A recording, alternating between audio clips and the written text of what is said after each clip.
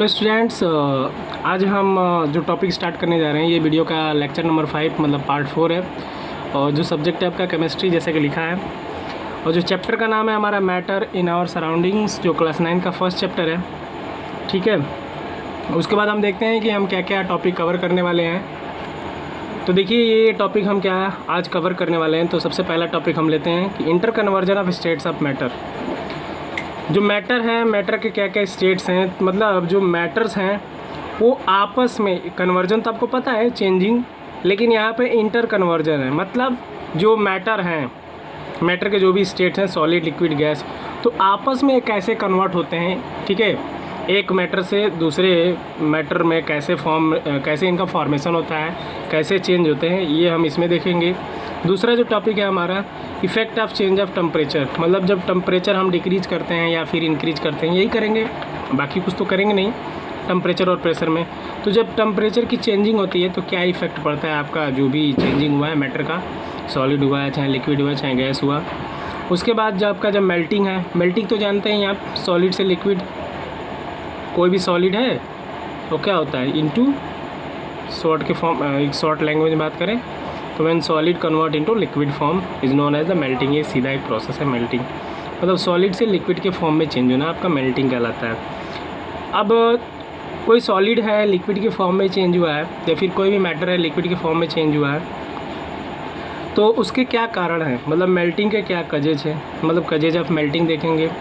उसके बाद melting point, अगर कोई भी आपका मैटर्स है, कोई भी मैटर है, अगर वो मेल्ट हो रहा है तो मेल्टिंग देख लिया आपने, कजेज ऑफ मेल्टिंग आपका हो गया।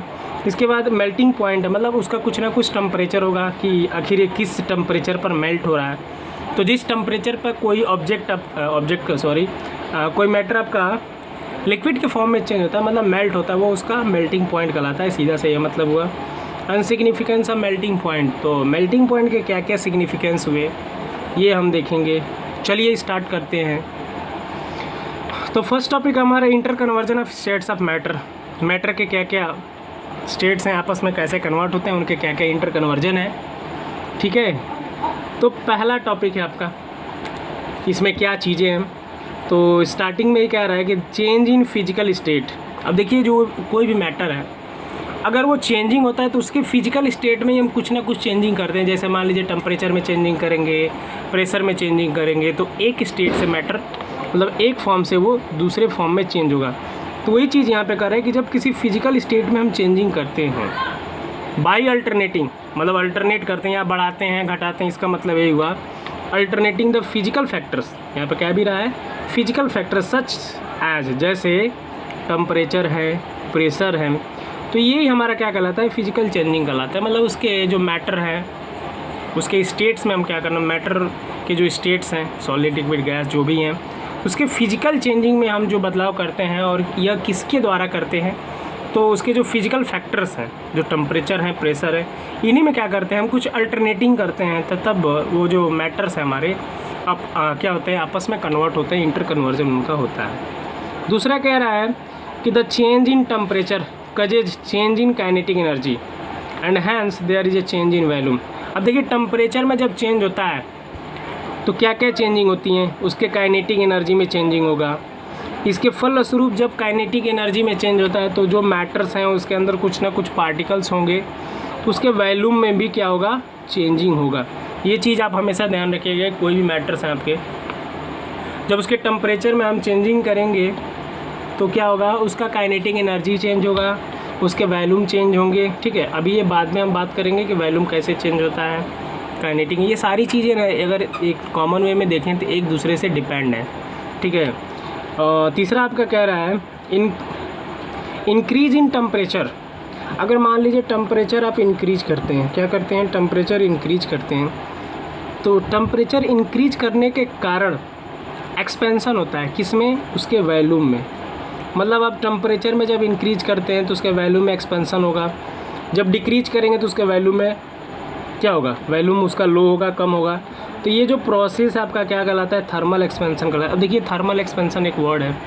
थर्मल का मतलब होता है हीट, और हीट कहाँ से आएगा आपका, ये चीज़ें अभी यहाँ पर बताया गया, टेम्परेचर में चेंजिंग होता है तो जब टेम्परेचर में चेंजिंग करते हैं तो उसका एक्सपेंसन होता है, तो उसको वही उसकी वैल्यू में क्या होता है, एक्सपेंसन होता है। तो यही थर्मल एक्सपेंसन हमारा कहलाता है कि जब हम टेम्परेचर चेंज करेंगे तो उसके वैल्यू में एक्सपेंसन होता है, स्प्रीडिंग होता है, तो वो हमारा क्या कहलाता है, थर्मल एक्सपेंसन कहलाता है। ठीक है, तो ये हमने inter conversion of states of matter देखा है कि क्या क्या चीज़ें हैं। Inter conversion of states of matter मतलब कोई भी मैटर कैसे आपस में कन्वर्जन होते हैं, कैसे उनका कैसे कन्वर्ट होते हैं, वो सॉलिड, लिक्विड, गैस तीनों एक फॉर्म में कैसे कैसे चेंज होते हैं, ये हमने चीज़ें देखा कि किस कारण होते हैं। अब हम देखेंगे शॉर्ट में inter conversion of states of matter. तो यहाँ पे चलिए देखते हैं। अभी आप जानते हैं 3 states of matter, 3 states of matter क्या होते हैं, सॉलिड, लिक्विड और गैस। क्या होते हैं हमारे, सॉलिड, लिक्विड, गैस। अब यहाँ पे देखिए एक फ्लो चार्ट के ज़रिए बहुत सिंपल लैंग्वेज में बता दिया गया है कि कैसे आपस में ये जो स्टेट्स ऑफ मैटर मतलब मैटर हैं, कैसे स्टेट में इनका इंटर कन्वर्जन होता है, आपस में चेंजिंग होता है। तो ये सबसे पहले हम ले चलते हैं सॉलिड से शुरू करते हैं। सॉलिड, कोई सॉलिड है और ये सॉलिड आपका क्या होता है, लिक्विड के फॉर्म में चेंज हो जाता है। क्या होता है, लिक्विड के फॉर्म में चेंज होता है, यानी सॉलिड क्या हुआ, पिघल करके लिक्विड हो गया, यानी उसका क्या हुआ, मेल्टिंग हो गया। मेल्टिंग क्यों हुआ है, क्योंकि ये मेल्ट हुआ है, और चूँकि ये मेल्ट हुआ है इसके कारण, इसलिए ये कौन सा प्रोसेस बोला गया, तो मेल्टिंग प्रोसेस के द्वारा जब कोई सॉलिड लिक्विड के फॉर्म में चेंज होता है तो वो हमारा मेल्टिंग होता है, मतलब ये प्रोसेस यहाँ पे बताया गया है। तो यहाँ पे अगर एक देखें तो कह सकते हैं कि व्हेन, अभी स्टार्टिंग में मैंने बताया था कि when solid convert into liquid is known as melting. मतलब एक शॉर्ट सा डेफिनेशन हम देख सकते हैं कि when solid convert into liquid is known as melting. ठीक है, तो ये आपका मेल्टिंग हो गया। अब लिक्विड से, अब यहाँ पे देखिए एरो बनाया गया है इस प्रकार का, ऐसे और फिर ऐसे। तो ये जो एरो है इसका मतलब ये होता है ना कि ये जो रिएक्शन हो रहा है वो दोनों तरफ चल रहे हैं, आगे पीछे, मतलब बैकवर्ड, ये फॉरवर्ड बोलते हैं, ये फॉरवर्ड रिएक्शन बोलते हैं, और ये बैकवर्ड रिएक्शन बोलते हैं। क्या होंगे, बैकवर्ड रिएक्शन। तो ये आगे हो रहा है सॉलिड से लिक्विड, तो ये फॉरवर्ड रिएक्शन हो रहे हैं, और लिक्विड से सॉलिड बन रहा है तो ये बैकवर्ड रिएक्शन होते हैं। तो यहाँ पे ये भी बोल सकते हैं कि when liquid convert into solid known as the freezing. अब लिक्विड से कोई सॉलिड हो रहा है तो वहाँ पे फ्रीज होगा चीज़ें, मतलब चीज़ें क्या होती हैं, सॉलिड होती हैं, तो इसे फ्रीज बोलते हैं। जैसे कहा जाता है ना वो कि इसे फ्रीज कर दो, मतलब क्या करो, उसे सॉलिड के फॉर्म में कर दो। तो ये हमने मेल्टिंग और फ्रीजिंग हमने देख लिया। अब हम लिक्विड और गैस के बारे में बात करेंगे कि लिक्विड से गैस कैसे चेंज होता है, कोई गैस लिक्विड के फॉर्म में कैसे चेंज होते हैं, ये देखेंगे हम। तो देखिए लिक्विड है, अब ये गैस है, तो आप वाटर लेते हो, वाटर को आप बॉयल करते हो 100 डिग्री सेंटीग्रेड पे। तो जब 100 डिग्री सेंटीग्रेड पे बॉयल होने लगता है तो उसके बाद उसके जो पार्टिकल्स हैं वो वेपर में चेंज होने लगते हैं। ठीक है, यानी कि गैस के फॉर्म में चेंज होने लगता है, ऐसे भाप बन के उड़ने लगते हैं। तो वो जो प्रोसेस कहलाता है हमारा, क्या कहलाता है, वेपोराइजेशन। चूँकि इसमें जो पार्टिकल्स हैं वो वेपर के रूप में निकलते हैं। ठीक है, वेपर के रूप में निकलते हैं, इसीलिए वेपोराइजेशन बोला गया कि when liquid convert into gas is known as the vaporisation. Simple definition है, यहाँ से आप बना सकते हैं। इसके बाद गैस से लिक्विड, तो गैस से जो लिक्विड होता है, मतलब कोई गैस है वो लिक्विड के फॉर्म में चेंज हो जाता है। तो इसके लिए एग्जांपल आपका रेन वाटर है, बारिश वाला पानी। तो बादलों से क्या होता है, जब कंडेंसेशन की प्रोसेस होती है, जो गैस, मान लीजिए वाटर क्या होता है आपका, सन जब पड़ता है तो हीट होता है, हीट होके क्या होता है, जो वाटर है वेपर में चेंज होता है, फिर ऊपर जाके बादलों में इकट्ठा हो जाता है। फिर बादलों में जब इकट्ठा हो जाता है ठंडा होने का ना, क्या होता है, फिर वो बारिश होने लगता है, बारिश के रूप में पृथ्वी पर क्या होती है, गिरने लगती हैं। तो यहाँ पे रेन वाटर हम बोल सकते हैं। इसके लिए कंडेंसेशन को समझने के लिए, कंडेंसेशन आपका ठंडा होने पर ही होता है। तो देखिए यहाँ पे सीधा सा मतलब है ना, जो स्टेट्स ऑफ मैटर की चेंजिंग हो रही, इंटर कन्वर्जन की बात हो रही, ये टेम्परेचर पे ही बात हो रही कि इंक्रीजिंग किसी भी स्टेट्स ऑफ मैटर, कोई भी मैटर का जो इंटर कन्वर्जन है किस पर डिपेंड करेगा, उसके टेम्परेचर और प्रेशर पर ही। Temperature and pressure. तो क्या करेंगे, या तो डिक्रीज करेंगे नहीं तो इंक्रीज करेंगे, दोनों में से एक, यही दोनों में से कोई एक चीज़ आप करेंगे, बाकी कुछ नहीं करेंगे आप। इसके अलावा कोई अदर फैक्टर आपके पास है ही नहीं कि किसी भी मैटर को एक मैटर से दूसरे फॉर्म में आप चेंज कर दें। तो यही है आपका, ठीक है। अब इसके बाद हम बात करेंगे कि सॉलिड और गैस, मतलब कोई सॉलिड है गैस के फॉर्म में कैसे चेंज होता है, या फिर कोई गैस है सॉलिड के फॉर्म में कैसे चेंज होता है। तो इसके लिए हम देख सकते हैं कि जब कोई सॉलिड डायरेक्टली किसी गैस के फॉर्म में चेंज हो जाता है तो वो प्रोसेस हमारा क्या कहलाता है, सब्लिमेशन कहलाता है। तो इसके लिए ये यहाँ पे थोड़ा सा एक वर्ड यूज करेंगे हम, when solid is directly convert into gas. मतलब कोई सॉलिड डायरेक्टली क्या होता है, गैस में कन्वर्ट हो जाता है, तो वो क्या कहलाता है, when solid directly convert into gas is known as यहाँ पे as known as gas as known as क्या कहलाएगा हमारा, सब्लिमेशन कहलाएगा। क्या कहलाएगा, सब्लिमेशन कहलाएगा, ठीक है। या फिर कोई गैस डायरेक्टली सॉलिड में कन्वर्ट हो जाता है तभी भी हमारा कौन सा प्रोसेस कहलाएगा, सब्लिमेट कहलाएगा। जैसे इसके लिए आपका कैम्फर जब आप जलाते हो तो क्या होता है, गैस के फॉर्म में चेंज हो जाता है, तो कैम्फर बोल सकते हैं, ठीक है। एंथ्रेसिन बोल सकते हैं। आपका 9th में सॉरी क्योंकि वीडियो 9th का बना तो मैं 10th का याद आ गया है, ठीक है। तो ये कैम्फर का आपका बेस्ट एग्जांपल आपके घर में आसानी से अवेलेबल हो जाएगा, आप देख सकते हैं। जब कैम्फर को गर्म किया जाता है तब का क्या होता है, सॉलिड के फॉर्म में रहता है और गैस के फॉर्म में चेंज हो जाता है। तो ये हमने inter conversion of states of matter देख लिया, समझ में आपको आ गया होगा। अब चलिए नेक्स्ट टॉपिक पे हम बात करते हैं। यहाँ पे देखिए एक बहुत ही इम्पॉर्टेंट टॉपिक है, वाटर के बारे में बोला गया, शायद आप नहीं सुने होंगे। जो वाटर है ना, वाटर को एक स्पेशल नाम से बताया गया है, यहाँ पे वंडर लिक्विड बोला जाता है वाटर को। अब आपके मन में क्वेश्चन होगा कि वंडर लिक्विड, ये वाटर को वंडर लिक्विड क्यों बोलते हैं, Y water is called wonder liquid. तो इसके पीछे देखिए कुछ रीजन्स हैं, एक एक करके उस रीजन को हम आपके सामने रखेंगे, ठीक है। पहला कह रहा है कि water is called wonder liquid. Water को हम वंडर लिक्विड कहते हैं, क्यों कहते हैं, because it has unique property, मतलब इसके कुछ यूनिक प्रॉपर्टी होती हैं। यूनिक वर्ड देखिए यूज किया गया है, मतलब इसके जैसा और कोई नहीं है। यूनिक मतलब यही होता है, वहीं यूज करते हैं जहाँ पे उसके जैसा कोई और नहीं मिलता है, ठीक है। दूसरा उसके बारे में क्या कह रहा है कि it expand on cooling as well as heating, मतलब कूलिंग पर भी ये क्या होता है, एक्सपैंड होता है, और हीटिंग पे भी क्या होता है, एक्सपैंड होता है, ठीक है। ये एक स्पेशल टेम्परेचर होता है जिस पर ये कूलिंग करने पर भी आपका वो होता है और हीटिंग करने पर भी वो आपका एक्सपेंड होता है। जो एक और स्पेशल इसकी प्रॉपर्टीज है वो क्या है कि वाटर ना सबसे मैक्सिमम डेंसिटी आपका 4 डिग्री सेंटीग्रेड टेम्परेचर पर मिलता है। 4 डिग्री सेंटीग्रेड टेम्परेचर पर वाटर की मैक्सिमम डेंसिटी आपको देखने को मिलेगी। और आपको अगर मैक्सिमम डेंसिटी देखना है तो आप अंटार्कटिका में जा सकते हैं, वहाँ पे देख सकते हैं वाटर की मैक्सिमम डेंसिटी कितनी है। चारों तरफ से ग्लेशियर दिखाई देंगे तो आपको समझ में आ जाएगा कि हाँ ये तो वाटर ही, बाप रे इतना डेंसिटी फैला हुआ है, इतना ज़्यादा एरिया कवर किया है।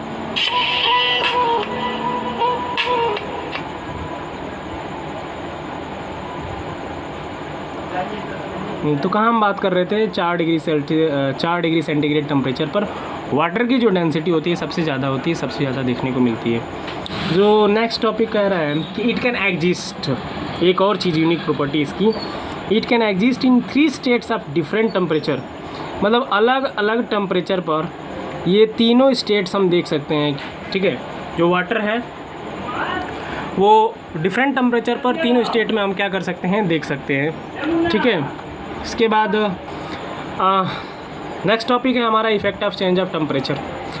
यहाँ इसी से देख सकते हैं कि जब टेम्परेचर में चेंजिंग करते हैं तो क्या इफ़ेक्ट होते हैं। तो देखिए एज वी नो, जैसा कि हम जानते हैं, the states of matter can be change.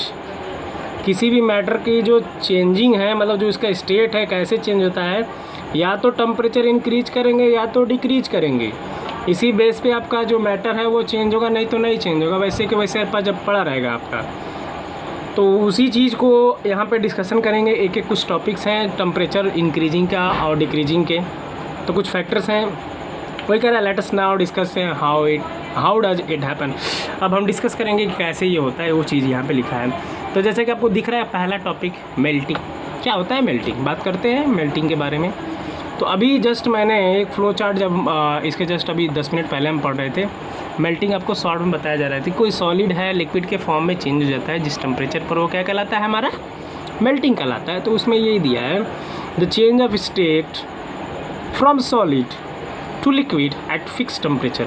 एक फिक्स टेम्परेचर पर कोई सॉलिड क्या होती है लिक्विड के फॉर्म में चेंज होती है, मतलब किसी फिक्स टेम्परेचर पर कोई सॉलिड से लिक्विड में चेंज होना तो क्या कहलाता है हमारा मेल्टिंग कहलाता है। ठीक है, अब मेल्टिंग हो गया, ठीक है, मेल्टिंग हम समझ लिए। तो हर चीज़ के पीछे कोई ना कोई रीज़न होता है, तो मेल्टिंग के क्या कारण है अब ये हम देखते हैं। तो मेल्टिंग के देखिए क्या कारण है। तो मान लीजिए आपका कोई सॉलिड है, ठीक है, ये हमारा सॉलिड है, ठीक है, कोई एज्यूम कर लेते हैं कोई सॉलिड है और इसमें ये उसके पार्टिकल्स हैं, ठीक है, क्या है उसके पार्टिकल्स हैं। अब क्या जैसा कि कह रहा है कि व्हेन टेम्परेचर इंक्रीज, अब मान लीजिए बहुत ज़्यादा हम टेम्परेचर बढ़ा रहे हैं, इसमें टेम्परेचर बढ़ाएं तो ये जो पार्टिकल्स हैं इनकी काइनेटिक एनर्जी क्या हुई, वो भी इंक्रीज हुई। जब काइनेटिक एनर्जी इंक्रीज हुई तो when it overcome the intramolecular attraction of solid particles, तो काइनेटिक एनर्जी इंक्रीज हुई थी। तो ये एक पार्टिकल दिख रहा है आपको और एक ये पार्टिकल दिख रहा है, इनके बीच में एक फोर्स लगा है जो इंट्रामॉलिक्यूलर फोर्स, जो अट्रैक्शन है, बंधे हुए हैं। तो कजेज ऑफ मेल्टिंग के बारे में बात करते हैं हम, काइनेटिक एनर्जी पर थे। तो जैसा कि टेम्परेचर इंक्रीज होता है तो इसके जो पार्टिकल्स हैं वो क्या होते हैं, काइनेटिक एनर्जी बढ़ती है तो ये वाइब्रेट करते हैं। क्यों वाइब्रेट करते हैं, क्योंकि इनके बीच का जो इंट्रामॉलिक्यूलर अट्रैक्शन ऑफ फोर्स है वो क्या होता है, फ्री हो जाता है, मतलब ओवरकम टूट जाते हैं। तो पार्टिकल मूव करना स्टार्ट कर देते हैं। जैसे मान लीजिए आपका आयरन है, लोहा, तो जो लोहा है, लोहा को तो गलते हुए आप देखे ही होंगे, एकदम क्या होता है, रेड हो जाता है, तब जाके वो मेल्ट होने लगता है। जैसे मान लीजिए आपका ये आपने तो ज़रूर देखा, ये देखिए सबसे बेस्ट एग्जांपल है टांगे, ये लोहा दिख रहे हैं आप, तो इसका जो टेम्परेचर, इसका मेल्ट करने का जो सिस्टम है वो 1535 डिग्री सेंटीग्रेड, जो बड़ी बड़ी फैक्ट्रियाँ होती हैं उसमें लोहे को मेल्ट करके जिस शेप में करना होता है उस शेप में इसको बना दिया जाता है। तो ये सबसे जो मिल गया, मैंने एग्जांपल दिखा दिया, आप समझ गए होंगे, ठीक है। तो ये 1535 डिग्री सेंटीग्रेड करते तब जाके आपका मेल्ट होता है, ये याद रखिएगा हमेशा। अब हमें भी लगता है मुझे याद ही हो जाएगा क्योंकि बहुत बड़ा एग्जांपल आपको दिया गया है। तो ये कजेज ऑफ मेल्टिंग है। तो जो पार्टिकल्स फ्री हो जाते हैं तो कैसा बिहेव करने लगते हैं, आपका लिक्विड के फॉर्म में बिहेव करने लगते हैं, जिसके कारण आप कह सकते हैं कि हाँ ये जो सॉलिड है वो जो सॉलिड है वो लिक्विड में चेंज हो गया। तो मैंने बताया कि लिक्विड के फॉर्म में मतलब ये बिहेव करने लगता है। तो वहीं यहाँ पे लिखा है कि there condition becomes like a liquid state and the solid get converted into liquid. तो कंडीशन ऐसी हो जाती है कि लिक्विड की तरह लिक्विड के स्टेट में बिहेव करने लगता है और सॉलिड क्या होती है, लिक्विड के फॉर्म में चेंज हो जाती है। इसका मतलब ये हुआ कि जब हम गर्म करते हैं तो क्लोजली पैकिंग, जो क्लोजली पैकिंग शेप है किसकी, सॉलिड की, किसकी, सॉलिड की, और वो चेंज हो जाता है लूजली पैकिंग में। और लूजली पैकिंग किसकी होती है, लिक्विड की, ठीक है। अब देखिए यहाँ पे एक और चीज़ है, कह रहे the process of melting, melting की जो प्रोसेस होती है ना उसे फ्यूजन बोला जाता है एक तरह से। The process of melting is also called a fusion, ठीक है। अब हम देखेंगे क्या कि मेल्टिंग पॉइंट क्या होता है। तो मेल्टिंग पॉइंट देख लीजिए, अगर कोई सॉलिड है और वह चेंज हो रहा है, अभी तो मैंने बताया लेकिन थोड़ा सा मैं बता दे रहा हूँ, कोई सॉलिड है वो चेंज हो रहा है, तो जब कोई सॉलिड किसी अनदर फॉर्म मतलब किसी भी स्टेट ऑफ मैटर में चेंज होगा तो कोई ना कोई टेम्परेचर होगा कि आखिर कौन से टेम्परेचर पे चेंज हो रहा है। तो वही चीज़ है यहाँ पे कि द टेम्परेचर एट विच, मतलब वह टेम्परेचर जिस पर कोई भी सॉलिड सब्सटेंस मेल्ट होता है and change into liquid, melt होकर लिक्विड के फॉर्म में चेंज हो जाता है at atmospheric pressure is called a melting point. तो यही क्या कहलाता है, हमारा मेल्टिंग पॉइंट कहलाता है। तो ये अभी तक हमने कवर किया। अब देखिए कुछ ये डू यू नो करके एक करके दिया है कि क्या आप जानते हैं। तो चलिए क्या जानते हैं आप देखते हैं कि डू यू नो करे द टेम्परेचर, मतलब वह टेम्परेचर जिस पर which all the 3 states of water, मतलब वाटर के जो तीनों स्टेट्स हैं वो क्या होते हैं, एग्जिस्ट कर जाते हैं वो क्या कहलाता है, हमारा ट्रिपल पॉइंट ऑफ वाटर कहलाता है। तो ट्रिपल पॉइंट ऑफ वाटर का जो टेम्परेचर होता है आपका ना 0.01 डिग्री सेंटीग्रेड होता है। तो इसी टेम्परेचर पर वाटर के आप तीनों फॉर्म क्या होते हैं देख सकते हैं, सॉलिड, लिक्विड, गैस, आपका जो भी होता है सॉलिड, लिक्विड और गैस, ये जो तीनों फॉर्म है आप देख सकते हैं 0.01 डिग्री सेंटीग्रेड पर। ठीक है, अब इसके बाद हम बात करते हैं सिग्निफिकेंस ऑफ मेल्टिंग पॉइंट। तो सिग्निफिकेंस ऑफ मेल्टिंग पॉइंट क्या है, देख लीजिए क्या क्या सिग्निफिकेंस है मेल्टिंग पॉइंट के। ठीक है, सिग्निफिकेंस ऑफ मेल्टिंग पॉइंट मतलब कोई भी सॉलिड है उसके मेल्टिंग पॉइंट के क्या क्या इंपॉर्टेंस है। तो देखिए आपका जो सॉलिड है ना,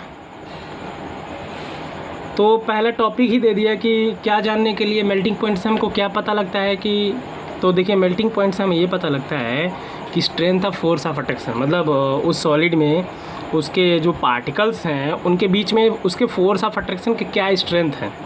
ठीक है, जितना ज़्यादा मेल्टिंग पॉइंट, देखिए जितना ज़्यादा मेल्टिंग पॉइंट उनके पार्टिकल्स का फोर्स ऑफ अट्रैक्शन का स्ट्रेंथ क्या होगा उतना ही ज़्यादा हायर होगा।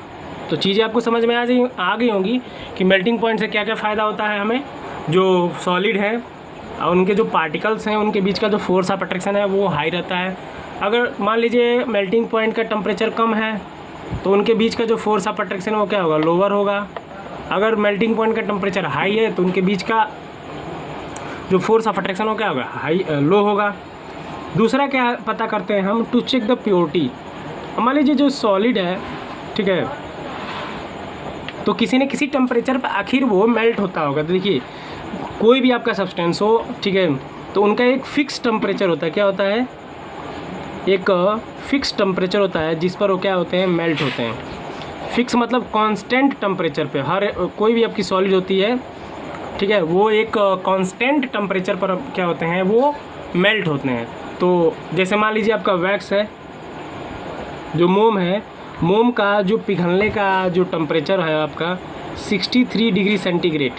जब टेम्परेचर आप 63 डिग्री सेंटीग्रेड कर देते हैं तो मोम आपका पिघलना स्टार्ट कर देता है।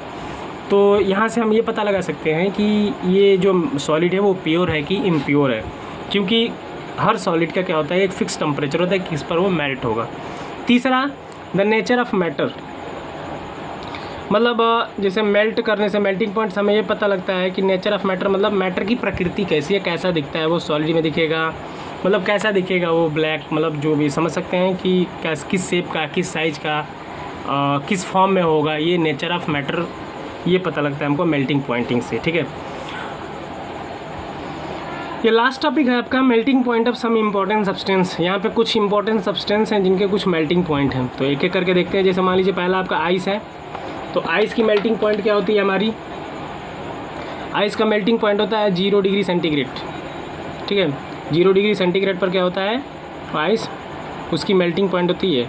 ठीक है, सोडियम है, सोडियम की मेल्टिंग क्या होती है 97 डिग्री सेंटीग्रेड। सल्फ़र है तो 190 डिग्री सेंटीग्रेड जब टेम्परेचर करेंगे तो मेल्ट करना स्टार्ट होगा, मतलब इतने टेम्परेचर पर मेल्ट होता है। ये मेल्टिंग पॉइंट है, मतलब टेम्परेचर है आपका ये सारा। ठीक है, लेड है, लेड का देखिए कब मेल्ट होता है 327 डिग्री सेंटीग्रेड, मतलब 327 डिग्री सेंटीग्रेड टेम्परेचर आप करेंगे तो लेड क्या होगा आपका मेल्ट हो जाएगा, वो उसका मेल्टिंग पॉइंट ये है। ये जिंक है, जिंक का आपका 420 डिग्री सेंटीग्रेड। देखिए जिंक 4 मतलब 420 आदमी। ये जिंक सबसे ज़्यादा आपका खेतों में यूज होता है, मेडिकल ये जो पेस्टिसाइड जो भी आते हैं। अब आ गया ये आपका, अभी जस्ट पहले एक एग्जांपल मैंने दिखाया था आयरन, तो देख लीजिए आयरन कब मेल्ट होता है, उसका मेल्टिंग पॉइंट। इतना टेम्परेचर आप करेंगे तब जाके आप लोहा को पिघला पाएंगे, नहीं तो नहीं पिघला पाएंगे। तो 1535 डिग्री सेंटीग्रेड यानी 1535 डिग्री सेंटीग्रेड जब टेम्परेचर आप करेंगे तो आपका आयरन क्या होगा, मेल्ट होगा, नहीं तो मेल्ट नहीं हो पाएगा। ठीक है, तो ये कुछ इंपॉर्टेंट सब्सटेंस हैं जिसके मैंने मेल्टिंग पॉइंट आपको कवर कर दिए हैं, बता दिए हैं। ठीक है, तो ये आपका लेक्चर नंबर 4 रहा, मतलब वीडियो का जो पार्ट है इस चैप्टर का वो 4 है। आई होप आपको समझ में आया होगा। मिलते हैं नेक्स्ट वीडियो में, तब तक के लिए खुश रहिए, मस्त रहिए।